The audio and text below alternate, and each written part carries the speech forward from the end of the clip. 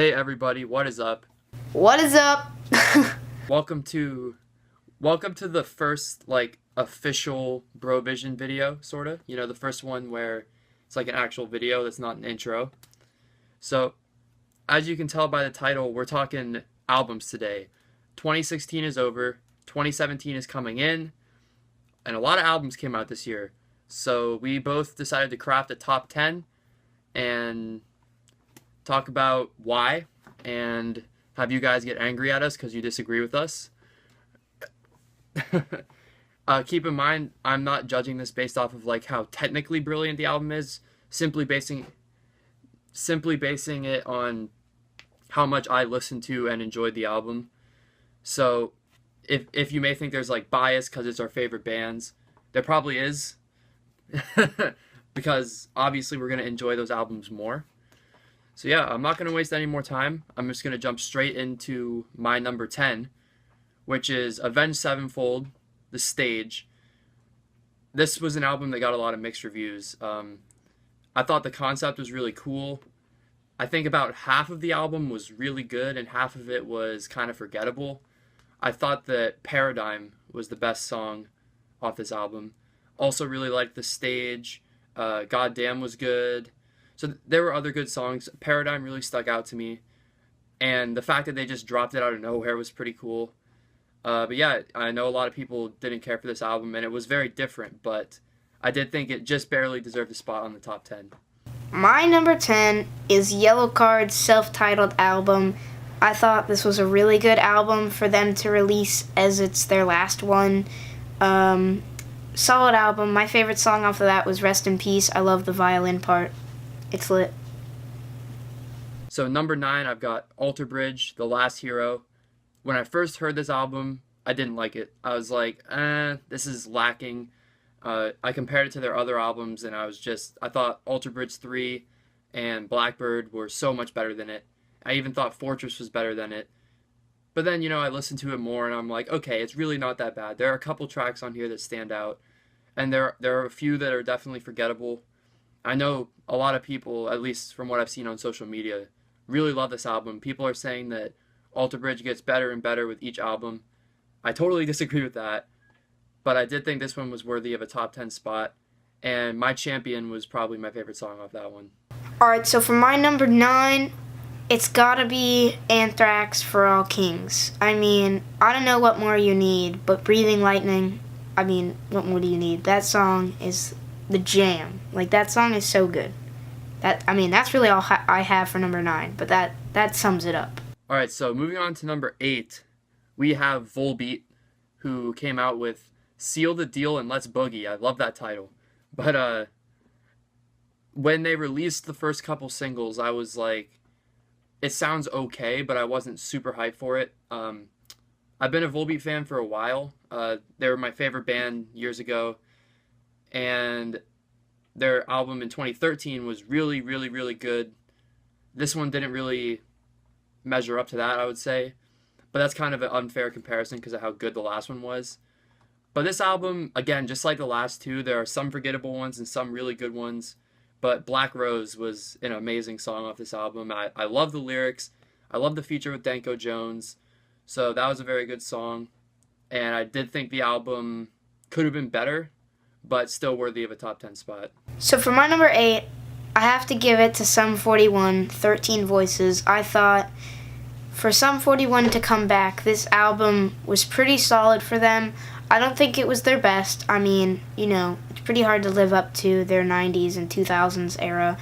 But it was a solid album. It's pretty stereotypical for me to have my favorite song be the single, but Fake My Own Death was like a solid song, so I'm giving my favorite song to that one. Moving on to number 7, this is the first time we've got a repeat album. My number 7 is Yellowcard by Yellowcard. This one was kind of the same as the other ones. Like, there are some songs that were a little forgettable, but the reason I put this one above the others was I thought this was a brilliant way to end their career. Like, I thought the lyrics on this album were very fitting for the end of the career vibe, and I will say I did like more songs on this one than the other three. And can we just talk about Fields and Fences? My opinion, the best song on that album. People loved it. It's beautiful. It makes me feel things that I don't want to feel. And the ending, like just when it gets instrumental and stuff, and it's the last song on the album, so I guess it's technically their last song ever. It's the perfect final song. So all things considered, that's why this album was higher up than the other three. So yeah, um, it was a really good album. Obviously, it doesn't top stuff like Southern Air or of course Ocean Avenue, but I thought it was perfect for an end of the career kind of album. So my number 7 has to be Tonight Alive Limitless. This album was very good. It was quite different than normal Tonight Alive stuff. It was definitely, to me, a little bit more poppy, but really solid album. I really liked it a lot. I mean, I have to go for my favorite song to be Drive, which is surprising because, there are some like Tonight Alive-esque songs on there, but I went with one of the poppy songs, Drive. It was just super good. I really liked that one. So up next we have number 6. Mine is Hatebreed, The Concrete Confessional. When I first heard this album, it was one of the early albums this year.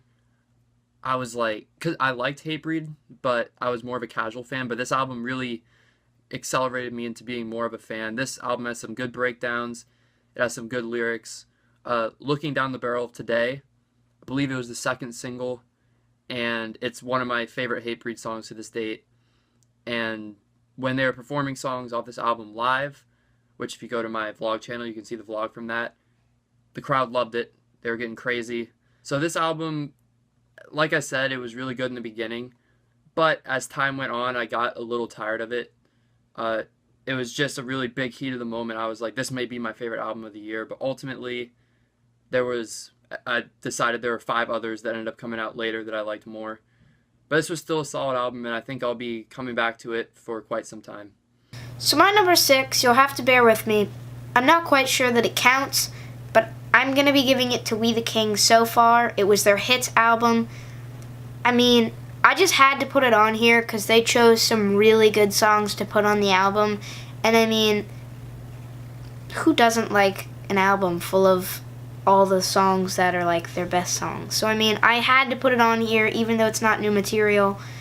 And my favorite song, I mean, it doesn't really count, like I said, but it's got to be Skyway Avenue. How can you not love that song? I just want to say that Skyway Avenue is definitely their best song, honestly. It is. It just is. And seeing it live in, I believe it's early April, is going to be sick. All right, so moving on to number 5. This one is probably an unpopular opinion for a lot of you, but Chaos from Attila. This is a band at the beginning of the year. I didn't really listen to them, but then I managed to get into them.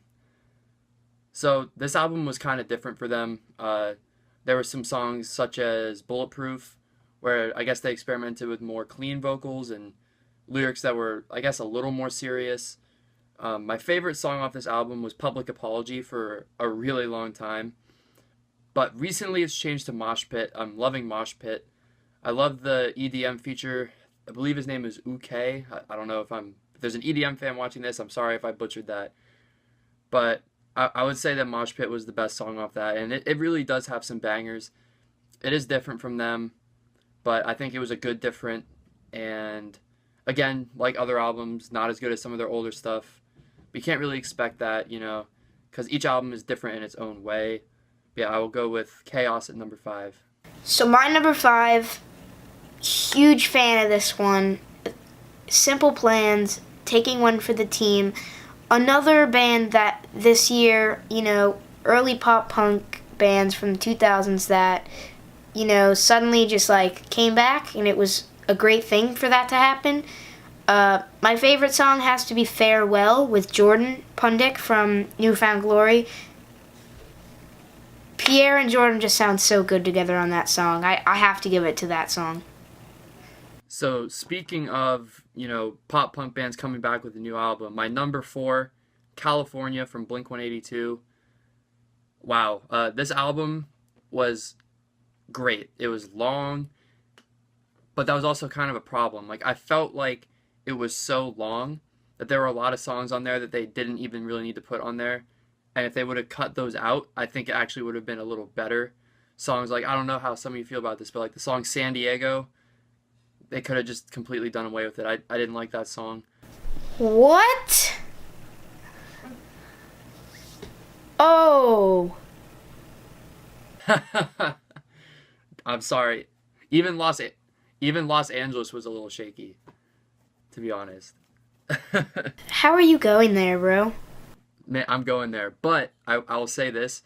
This song had this album had some of my favorite songs of the entire year. Bored to Death, Cynical, Kings of the Weekend. In my opinion, some of the best songs released this year. When this album first came out, my favorite was Kings of the Weekend. But now it's Cynical, and it's been Cynical for a while. It's a banger. I love it.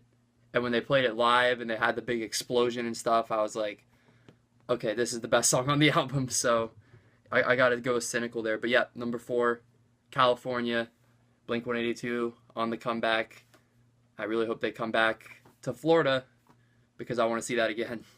So my number 4 is going to be In Our Bones from Against the Current. Now, this might be something like coming out of nowhere. This has been primarily pop-punk rock stuff for me and Connor, but I'm going to bring it over to Against the Current.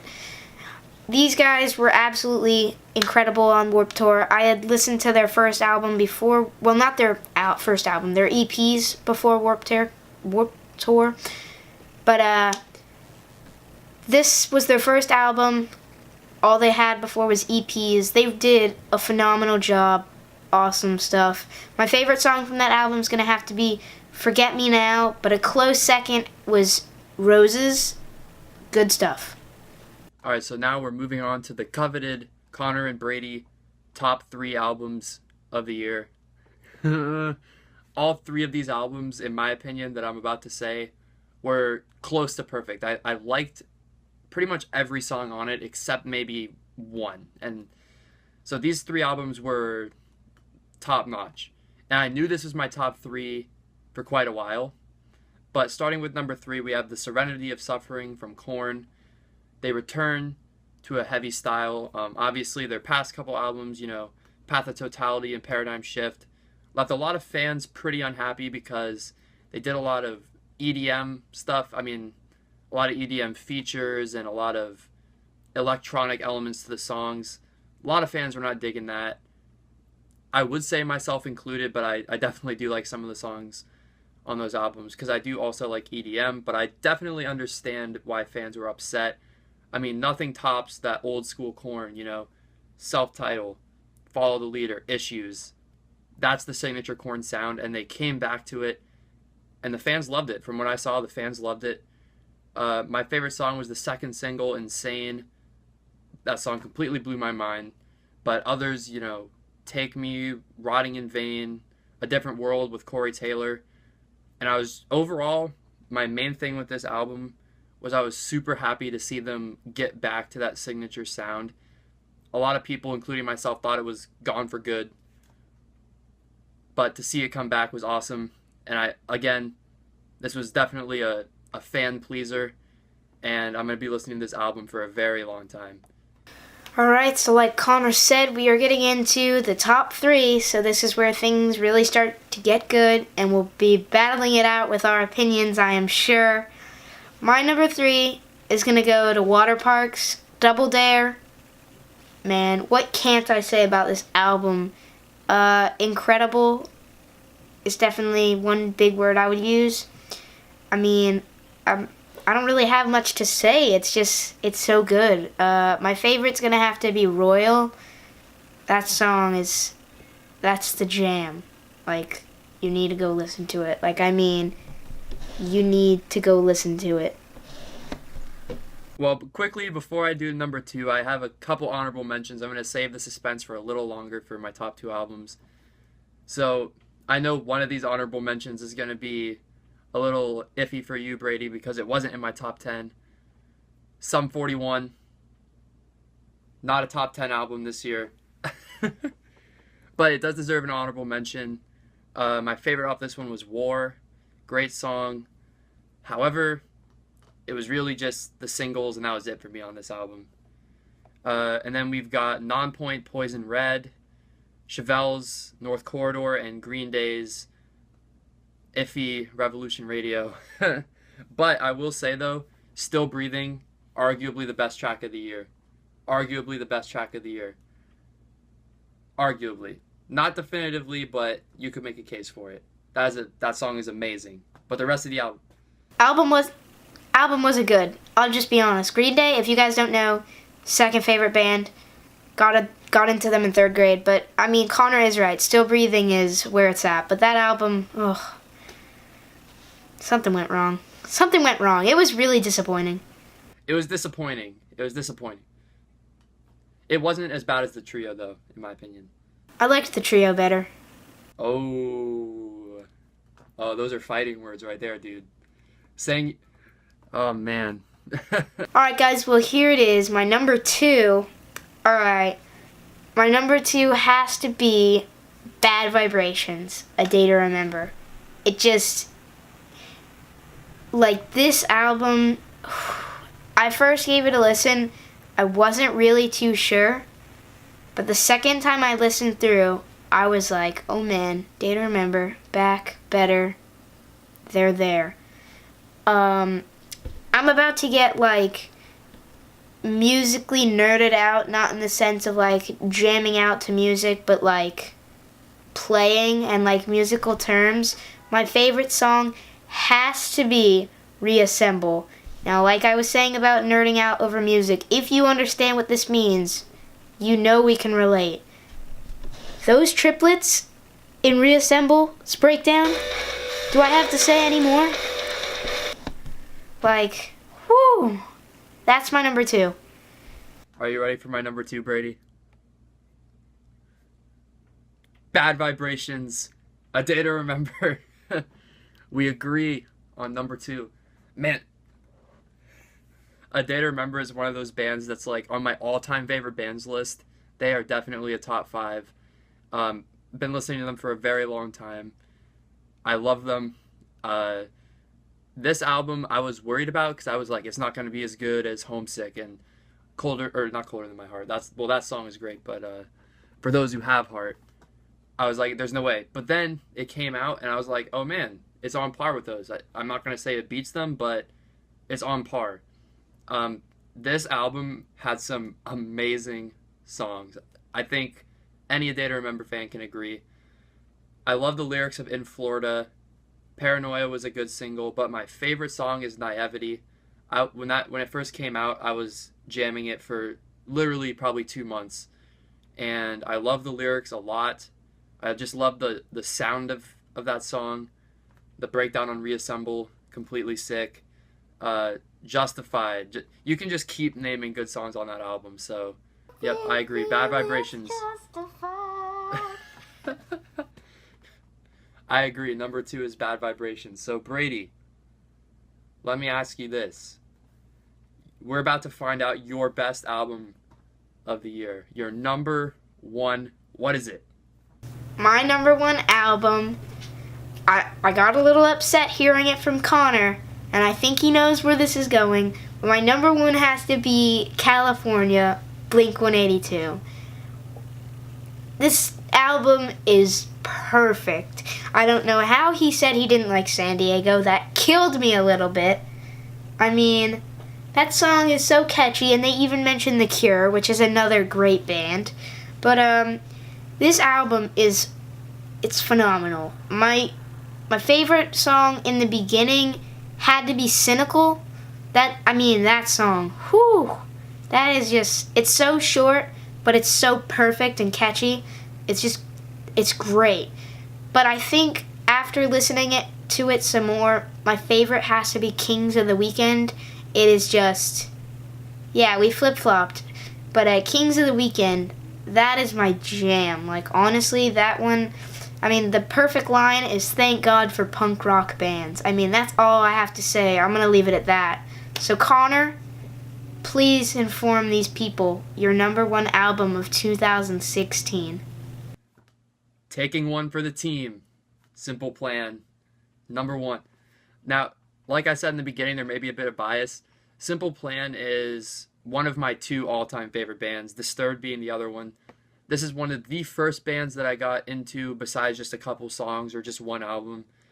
I got really into them way back in middle school. I don't even know what year it was, but they were like one of my first bands. So of course when the album came out, the first time I heard it, I was like, oh my gosh, I love it. It's Simple Plan.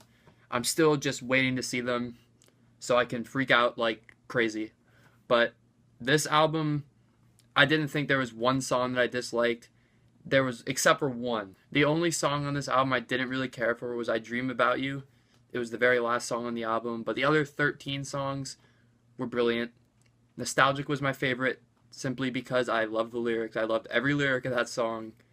And just the fact that a nostalgic band released a song called Nostalgic, yeah, it was almost the same thing with The Day to Remember. They're a nostalgic band, and Naivety kind of had a nostalgic theme to it. So in case you can't notice the pattern, but yeah, Nostalgic was a great song, but others, Farewell with Jordan Pundik, like Brady said. You got Opinion Overload. You've got Singing in the Rain. You've got Boom. You got Take My Hand. Everything Sucks. P.S. I Hate You. Like, great album. Best album of the year in my opinion. So, yeah, this was a good year for music, I would say, overall. There were a few disappointments, a.k.a. Good Charlotte. Looking at you, Good Charlotte. Looking at you, Green Day. But, yeah, I mean, overall, there's a lot of good new music released this year that I see myself listening to quite a bit. You have any final thoughts, Brady? I mean, here's to next year to be another great year. I mean, we have Newfound Glory on the way. That's definitely going to be biased next year. I pray that it's everything I ask for. I mean, Resurrection was amazing, so that lived up, and that was a new album. So I'm praying that the new Newfound Glory album is top notch. Yeah, I think that album could definitely very well end up in my top 10 next year. Also, I believe we might hear some new state champs, I think. We've got Starset, who I know you don't really listen to, but Starset, and we've got the Menzingers, and I absolutely love the single from that one. So I'm looking forward to that album, but we will save that for next year. All right, so this concludes top 10 albums of the year.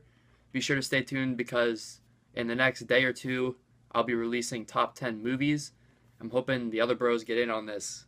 Hopefully, all the bros on this one. I wanted to mention why it was just us on this one.